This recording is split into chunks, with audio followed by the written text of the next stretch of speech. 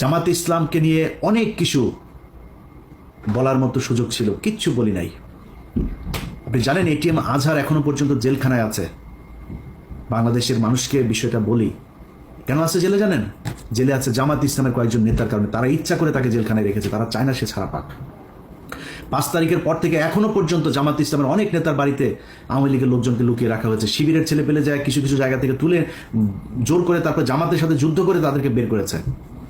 জামাত ইসলামের সাথে শিবিরের একদম খুব স্পষ্ট কিছু দ্বন্দ্ব, তারা সেই বিষয়গুলো বাইরে আসতে দেয় নাই, কিন্তু সেই দ্বন্দ্বগুলো এখন প্রকাশ পাচ্ছে। জামাত ইসলাম, ইসলামী ছাত্র শিবির থেকে শুরু করে যারা এই দলের সমর্থক কর্মী যারা যেখানে আছেন, আপনারা যদি মনে করেন ভাই সন্তোষ শর্মার মতো লোককে এরকম একটা জায়গায় জায়গা দিয়ে জামাত ইসলাম ভালো কাজ করেছে এবং আপনারা সেটাকে সমর্থন দেবেন, আমার কোনো সমস্যা নাই। কিন্তু আজকের পর থেকে জামায়াতে ইসলামকে কোনো জায়গায় কোনোভাবে ছাড় দিয়ে ইলিয়াস হোসেন কথা বলবে না। আপনাদের সম্মান থাকলো কি না থাকলো যায়ও না আসেও না, কারণ এই জামাত ইসলাম আর আওয়ামী লীগের মধ্যে কোনো পার্থক্য নাই। ওরা ভারতীয় চর, তোমরা পাকিস্তানি চর।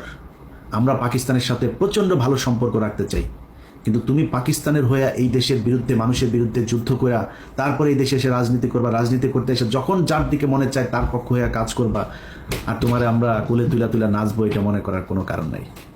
এই কারণেই আজকের ভিডিওতে সবশেষ যেটা বলতে চাই, তোমাদের এই গত 15 বছরে তোমার দলের ভেতরে যত মানুষজন নির্যাতন সহ্য করেছে তাদের কাছে পারমিশন নিয়ে তারপরে সন্তোষ শর্মাকে কালকে স্টেজে উঠিয়েছিল কিনা, এটার পরিষ্কার জবাব তোমাদের Facebook, website, television, press release এসবের মাধ্যমে আমরা জানতে চাই।